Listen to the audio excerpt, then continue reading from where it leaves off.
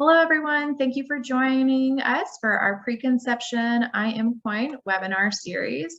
We are excited to have Dr. Dan Frayne with us today, President of the Mountain Area Health Education Center and co-chair of the Clinical Working Group of the National Preconception Health and Healthcare Initiative. Today, I just want to remind you all of our Preconception CoIIN goal, which is to develop, implement, and disseminate a woman-centered, clinician-engaged, community-involved approach to the Well Woman visit to improve the preconception health status of women of reproductive age, particularly low-income women and women of color. And we are thrilled to have Dr. Frayne with us today to talk about hypertension and the reproductive age woman. I'm turning it over to you, Dr. Frayne. Thank you, Catherine. And thanks for inviting me. So as Catherine mentioned, my name is Dan Frayne. I am a practicing family physician here in Western North Carolina. And I've had the pleasure of working with the Preconception Health Group for almost a decade now. And so my task today is to present a fairly brief, but hopefully very impactful overview of hypertension in the reproductive aged woman. My disclaimer is that this is not intended to be comprehensive. This is not intended to be detailed. It is intended to be very simple and practical, meant for a broad audience. So for patients, for clinical providers, nurses, medical assistants, for our public health professionals, for systems leaders, just to kind of understand some of the very practical in the trenches pearls and pitfalls when it comes to hypertension. I am a practicing physician, and over my tenure of the last 20 years, I've seen kind of the simple errors and opportunities to do this better. I'm a resident educator, and so I see where residents make mistakes or miss, and we don't do a good job at kind of presenting some of the simple stuff of how to do this well. And so that's my goal, is to share with you what I've learned, what I've seen, and if we do the simple things well, I believe that we will get a different result, which is our goal of improved health of women, the improved health of pregnancies, and the improved health of families.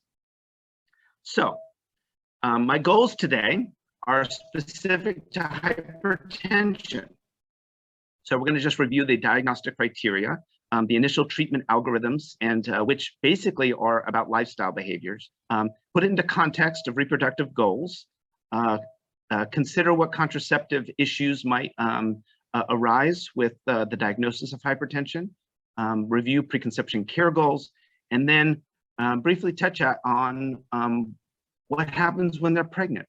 The guidelines change, and this is why this is important to understand in the context of a reproductive plan. All right, so starting off on the pitfalls, this is where kind of the errors are made and where we have an opportunity. So the first is inaccurate measurements. It's actually hard to get an accurate blood pressure in the standard office, at home, to believe the blood pressure you're getting. It's not actually a simple feat. And so trying to make sure that our systems and our processes have accuracy in them is really important. So that's the first thing. And inaccuracy can lead to falsely normal blood pressures because we want to believe it's normal, to falsely elevated blood pressures that we will make decisions upon and make diagnoses on and make medication changes on that may not actually be needed. The second real big pitfall is ignoring and explaining away the elevated blood pressure. That happens all the time. Oh, your blood pressure is elevated, but it's because you're stressed. Oh, your blood pressure is elevated for some reason, and you really don't have chronic hypertension. And so I see that all the time where we have elevated blood pressures documented and nobody has done anything about it or even had the conversation about what this might mean. And that goes into this idea of white coat hypertension. So white coat hypertension is probably an old term, but it is in our lexicon as a culture, and patients know about it, and everybody wants to believe that the reason why their blood pressure is elevated in the doctor's office is because they're nervous, or it's a challenging place to be in the medical environment, and we call it white coat hypertension, and we say, oh, you don't really have high blood pressure, because when I check it at home or when I check it in the supermarket, it's quote unquote normal. We have learned a lot about this idea of white coat hypertension, and the vast majority of people, it actually doesn't exist. Blood pressures go up and down, and they're supposed to go up and down. So we need to kind of understand a little bit more about what the blood pressure is doing throughout the day in different environments so that we can make good recommendations. So the next little pitfall that often happens is forgetting about all the secondary causes that can elevate blood pressure, or be the reason why somebody's blood pressure is elevated. And I'll go through those. But it's basically about not being complete and not being fully thoughtful about the differential diagnosis of why somebody's blood pressure is elevated.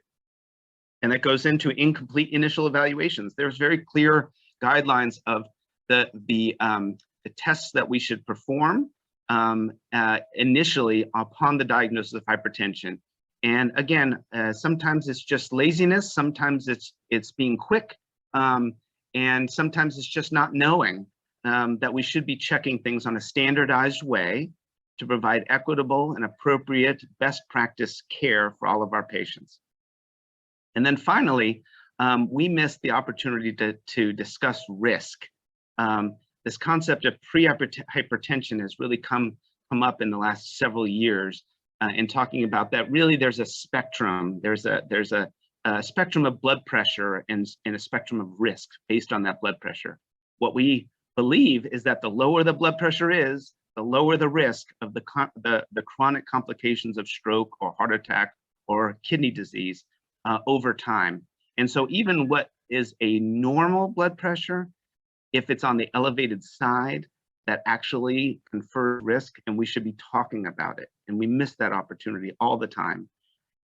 All of these pitfalls are really common, and it's not meant to say blame on any of the reasons for why these happens. What we know is that when we can understand them and target and make systematic ways of addressing them, we will do better. So it's the famous Maya Angelou quote: "When we know better, we will do better." All right, so diagnosis. About 10% of all reproductive age women have the diagnosis of hypertension. So this is actually one of the more common chronic conditions facing the women that we serve. So it's very relevant, and it comes up every day in practice. To make an accurate diagnosis of hypertension, you really need 2 measurements on 2 different occasions, and we are still using the official cutoff of 140/90. And either one of those measurements, abnormal on 2 different occasions, would give you the diagnosis of hypertension. The challenge is making sure that we're providing that accurate measurement. And it's actually, like I said, a little bit challenging to get an accurate measurement. It's supposed to be after 5 minutes of resting, feet on the floor, bladder empty, not talking while you're checking the blood pressure, and with a proper fitting cuff. So a cuff that is too large will give a falsely low blood pressure. A cuff that is too small will give a falsely high blood pressure. So you can imagine, in the standard way that we check blood pressures is that someone is brought into the clinic and sat down, and we check their blood pressure. That's not 5 minutes. It's often while we're asking questions. And so we need to have a very systematic way of doing this well. And then when patients are taking their blood pressures at home or in the supermarket, they also need to be checking it after 5 minutes of rest. And it's hard to rest for 5 minutes and wait to do that for your blood pressure. So again, knowing this, is what we need to be providing education both for the clinical environment and for our patient population. So there is controversy about what this cutoff really needs to be. And so back in 2017 now, there was a lot of experts and a lot of changes in some guidelines around blood pressure. And this is what those documents said, is that they were defining a new category of prehypertension to between 120 and 129 systolic and 70 and 79. And then stage 1 hypertension. So the diagnosis of hypertension happening at a lower mark of 130 to 139 and over 80 to 89. And that stage 2 hypertension was what our standard hypertensive diagnosis was based on. This provided a lot of discussion in many different forums on how to approach these guidelines. And it remains controversial. Not all large bodies that look at preventive medicine and guidelines and approaches to care have accepted these cutoffs. What it has allowed us to really highlight is the fact that what we have traditionally called hypertension, where we provide treatment, medications, is actually further down the risk spectrum, and that would be in that stage 2.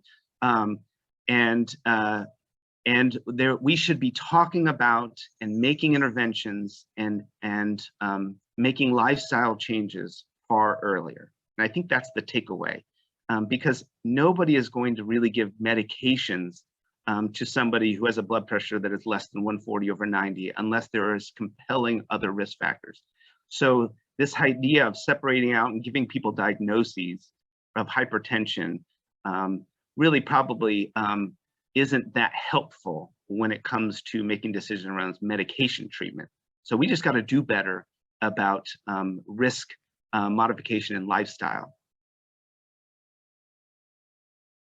So what is the initial evaluation? So this is the initial evaluation of a diagnosis of hypertension. And again, I'm using that diagnosis at 140/90.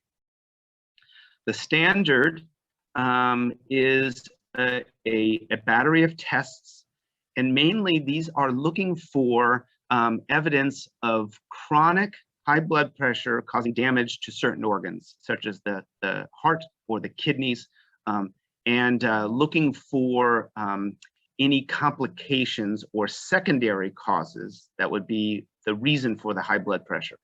So we standardly get a CBC, so that's a blood count, looking for anemia or high hemoglobin, getting a BMP, which is a renal profile of electrolytes and kidney function, as well as sugar, our cholesterol with the lipid panel, an EKG looking at the heart and making sure that there isn't signs of a elevated left heart, and then a urinalysis looking for protein in the kidneys and chronic kidney disease. So many people often include a thyroid, the TSH, or other labs, and that would all depend on the given case, but it's not in the standard set of guidelines.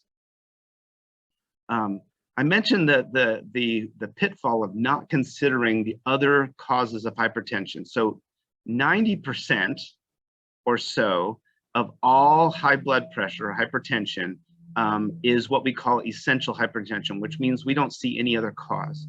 But there's a 10% in there that does have some other reason for the high blood pressure, and that's what we would call a secondary cause of hypertension. We use a lot of mnemonics in medicine, and this is probably one of the worst mnemonics out there, but I still think it's helpful because it reminds me of the various issues to think about when considering the secondary causes. So the mnemonic is just A, B, C, D, E, and there's a whole host of conditions that could explain hypertension. So one, the accuracy of the measurement, which we've already talked about. Sleep apnea is another really common and often misdiagnosis. Hyperaldosterone is another really common diagnosis that we often don't investigate. The biggest symptom of hyperaldosterone is having low potassium. And that's even in the setting of being treated for hypertension with a diuretic, that we should be thinking about hyperaldosterone hyperaldosteronism in that as a diagnosis. The B stands for renal issues, so kidney, renal artery stenosis, and kidney failure will all cause high blood pressure, or could be the result of high blood pressure. The C stands for catecholamines, so things like pheochromocytoma, which is rare, and I continued to try to find that in my career, but we learned about it in medicine, and I've never seen it, but it's still out there. Coarctation of the aorta, which is a narrowing of the aorta that happens at birth. So this is something that we look at in kids especially, but it's often missed. And so the first time it might be noticed is in a teenager with high blood pressure. And then Cushing syndrome is another cause.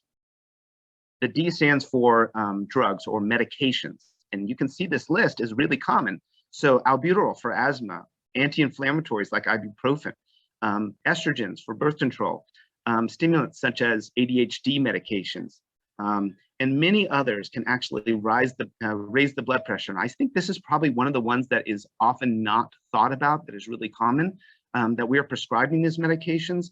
And it is the reason for the high blood pressure. You stop the ibuprofen that you're taking every day, or you understand the effect of the albuterol or the stimulant medication on the blood pressure, you might make other choices rather than just giving the diagnosis and treating as usual.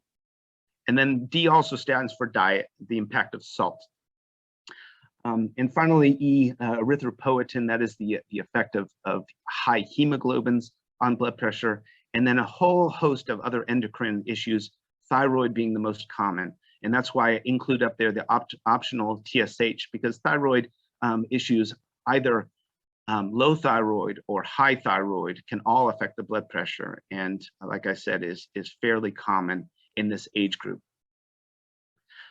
All right, so getting to the white coat hypertension issue again, there is increasingly good evidence and best practice guidelines around the use of 24-hour ambulatory blood pressure monitoring for clarification.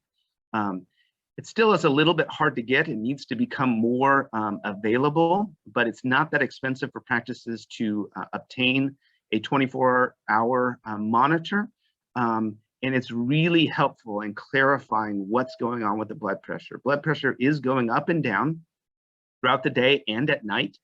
And nighttime elevations in blood pressures are actually somewhat more significant in determining risk. So anybody who has a question about whether or not they have high blood pressure or whether or not their high blood pressure is controlled, this really needs to start to become more standard of care, so that we can provide the goal of getting the blood pressure down and reducing risk. The other piece of evidence that's coming out is really the benefits of an automatic blood pressure cuff. Even in the office, we're a little bit too irregular around the individual cuff that we use, and so standardizing the process will improve our results. And we are not in favor of the wrist blood pressure measurement, even though it can be more convenient for patients. It's not bad, but it's just not ideal. All right, moving on to the initial interventions. So our goal blood pressure really should be, in this age group, as low as we can get it, without making people feel bad or pass out. Lower blood pressure confers lower risk. And so we should search for a goal that is less than 130 over 80 at least. And again, remember that there was this controversy about calling the 130 to 139 over 80 to 89 stage 1 hypertension. Again, so this just solidifies the fact that we should be targeting lower blood pressures. But our very first intervention really should be lifestyle. These are the factors that definitely affect blood pressure.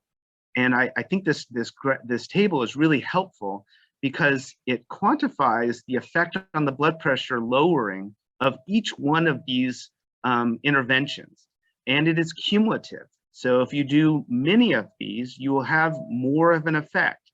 And so I try to review these with patients when we're talking about blood pressure management, that so much of their blood pressure control is in their hands. It's not just about medication.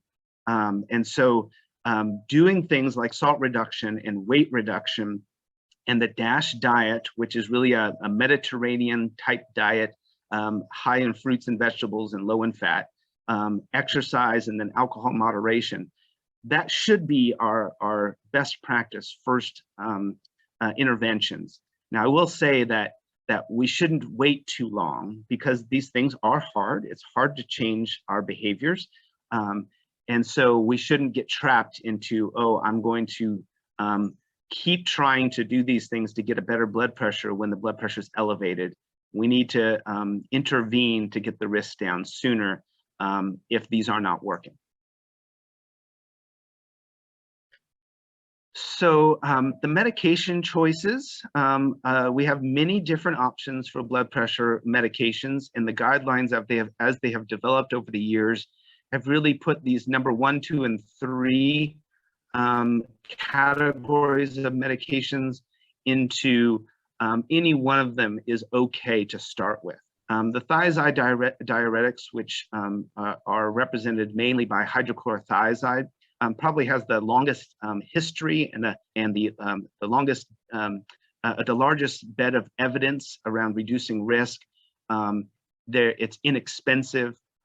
It's fairly tolerable, and so that still is one of our go-to first-line agents. People with other risk factors or will often choose the ACE inhibitor or the calcium channel blocker, and really it's about adjusting for patient tolerance and acceptability based on side effect profiles. We've moved away from beta blockers as our first line, and spironolactone I put on there because people often forget about it as a second or third line agent that can be really helpful in getting people under control. Now, I put this list up here because it is really helpful to recognize that this common standard list of blood pressure management medications looks very different than the pregnancy blood pressure management list. So the recommendations are very different, and it's a whole different body of evidence and history and understanding of blood pressure control and medication effects in pregnancy. So methyl-dopa, you'll see on this list as a preferential, used to be the only medicine that was provided in pregnancy. And it's a medicine we will never use in a patient who is not pregnant. Well, maybe never to say never, but it is not something that we even talk about as an option. And yet it is still on the list as a preferential medicine for pregnancy because we have a lot of data around it on its safety and effectiveness profile. Labetalol is often our go-to now, and nifedipine. These are beta blockers and calcium channel blockers.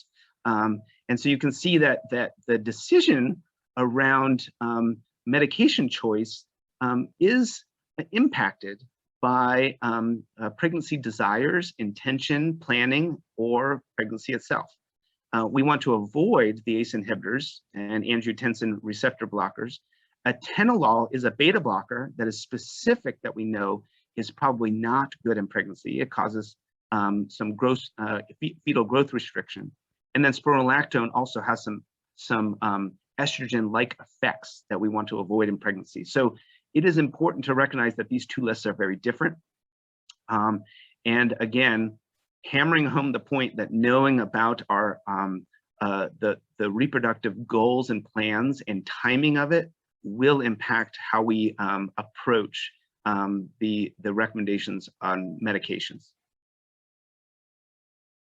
So with that, context matters. And this is kind of what I've been trying to hammer home on really any encounter for any condition.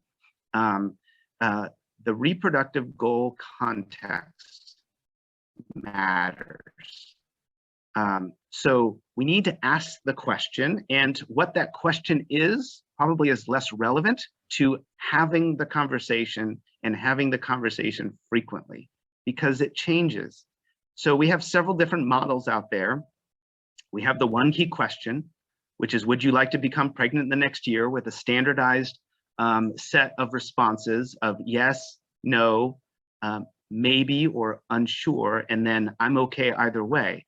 And using that to then facilitate a discussion around what that might mean for their overall health. The PATH questions are also gaining a lot of momentum and really talking about parenthood and pregnancy attitudes, whether it's desired and how many, and what are your values around pregnancy, what the timing of that pregnancy might be or might not be, and then very importantly, how important is prevention of pregnancy to you. So it's really around creating the context of understanding where the patient in front of you is sitting with these concepts. So then you can engage in a patient-centered discussion around goals, risks, options, recommendations, etc. So knowing the context informs the discussion on treatment goals and choices. Specifically, we're talking about hypertension management, but I can insert any condition in there, and it would be the same. We would talk about the urgency of control and what the risks are to those goals, our medication choices, and the need for further evaluations, etc. So again, I cannot emphasize this enough that we have to be doing this more frequently in the context of routine care to provide better care. So thinking about contraceptive considerations, so it often is talked about that hypertension is one of those contraindications to birth control pills. It's really the combined contraceptives, and it's the estrogen component that affects blood pressure. We are really understanding that it should be considered a relative contraindication. So the only concern is that we know that estrogen can raise blood pressure. It doesn't always. We don't want to give estrogen to somebody who is in hypertensive crisis, so their blood pressure is really, really high. That's probably not a good idea. But for somebody's blood pressure, somebody who has blood pressure who is well controlled, somebody who has low and minor blood pressure, like at 140/90, it is perfectly okay to use estrogen, understanding that there's risk and partnering with your patient around that discussion. So the key is the fact that estrogen can raise blood pressure, and making sure the blood pressure is not uncontrolled, and understanding that if you start estrogen and they have high blood pressure and their blood pressure goes up, well, we might need to think about other options. I want to just draw your attention that there's really good patient-centered discussion resources out there. The CDC's medical eligibility criteria app gives that current guidelines on all the chronic conditions and contraceptive choices. Bedsider has a great patient-centered tool for deciding what contraception would be best for the individual, as well as the Reproductive Health Access Project has great handouts and other resources for contraceptive decision-making. So these are the three that I think are the highest quality and valuable at the point of care. And I think every clinician should be aware of these. So on the other side is the preconception care. So in the preparing for pregnancy phase in the setting of hypertension. So it's about considering the risks and further evaluation of end organ damage. That's what it's all about. So the biggest risk of hypertension in pregnancy is its relationship with preeclampsia. That superimposed preeclampsia on chronic hypertension is actually fairly common, which both affects mom's health and infant health. We might want to do further evaluation of risks to mom related to her heart. And so that might be about getting an echocardiogram and understanding whether there are increased risks for cardiomyopathy or heart failure.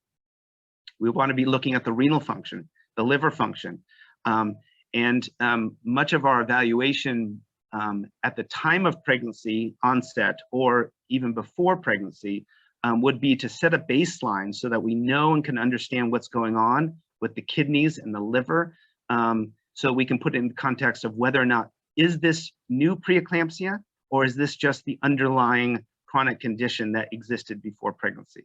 And it can be really tricky.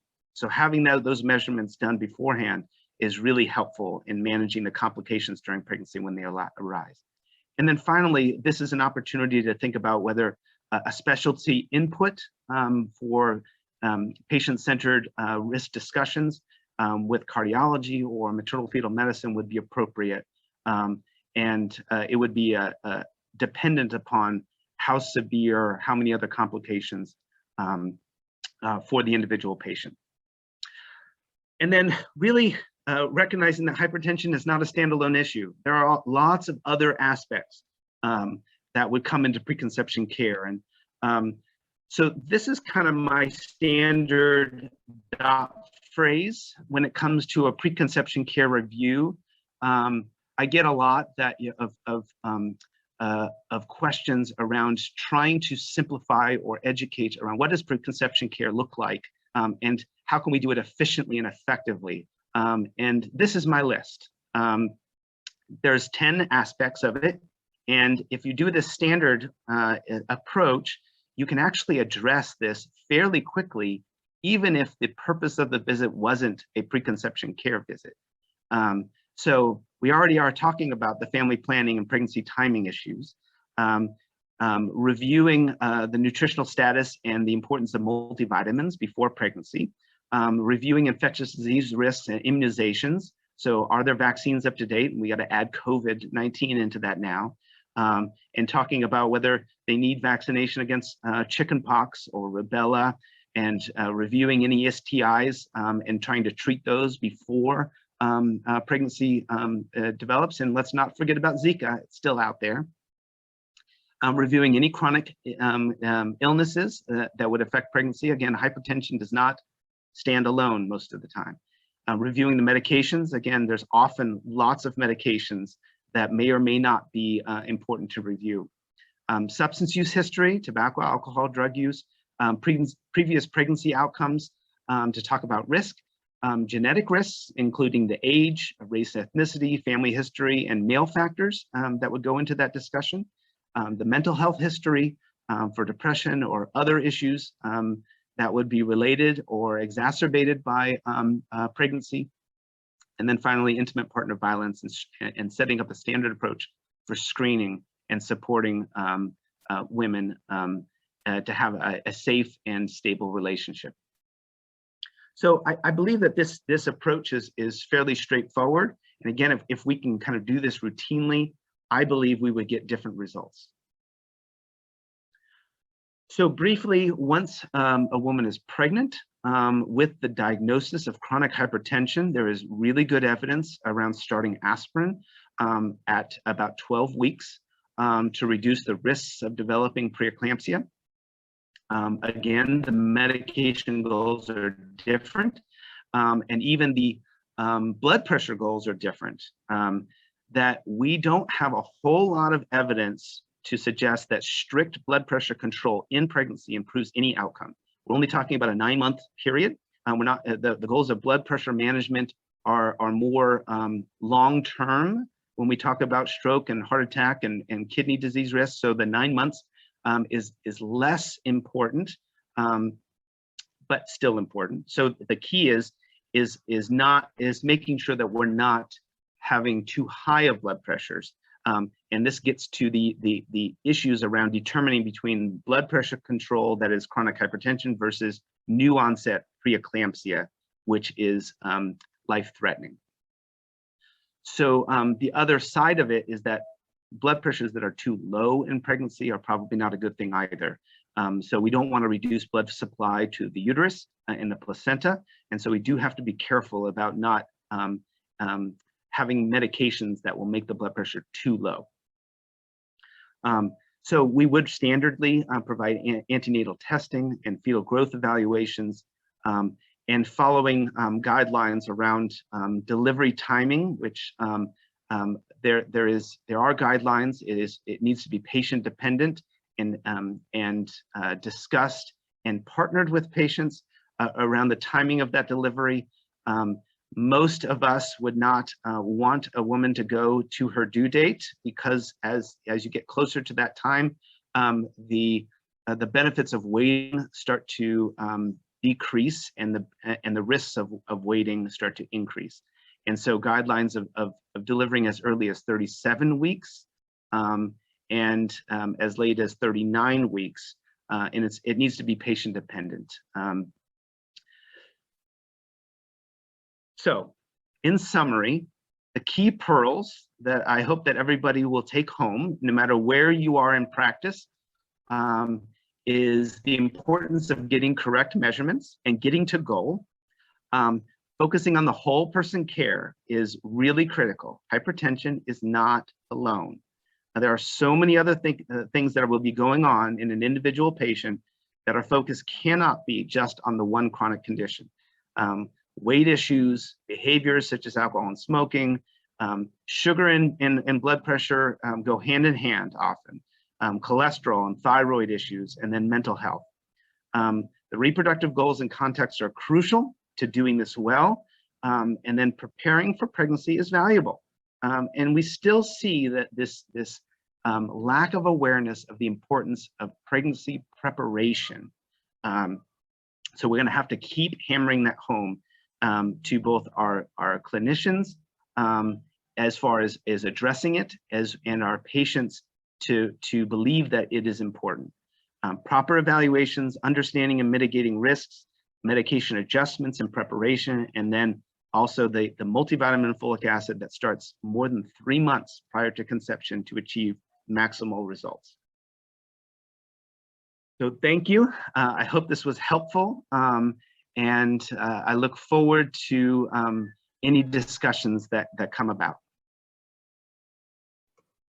Thank you so much, Dr. Frayne. That was really wonderful. We do also just want to quickly share a few resources with folks.